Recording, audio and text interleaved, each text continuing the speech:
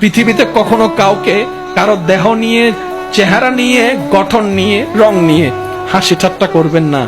কে দেখতে কেমন, তার রবের তাকে যেমন দেখতে সুন্দর লেগেছে, তার রব তাকে তেমনই বানিয়েছে। সুবহানাল্লাহ।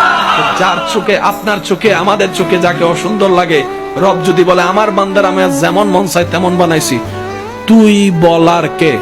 সেদিন তো আমাদের কোন উত্তর। সেজন্য বাতিকে ঘৃণা করেন না। এমন ভাবে কখনো কোনো মানুষের সাথে কথা বলবেন না, সমাজে, পরিবারে, সবার সামনে যে কথাটা শোনার পর তার এখানে আঘাত লাগে, মাথাটা নিচু হয়ে যায়, হাসি মুখটা মলিন হয়ে যায়। মনে রাখবেন, 1000 বছরের ইবাদত এই 1 সেকেন্ডে আল্লাহ নষ্ট করে দেয় যখন বান্দার মনে অন্যায়ভাবে আঘাত দেওয়া হয়। আল্লাহ আমাদের সবাইকে নেক পথের জীবনের সাথী হয়ে চলার তৌফিক দান করুন।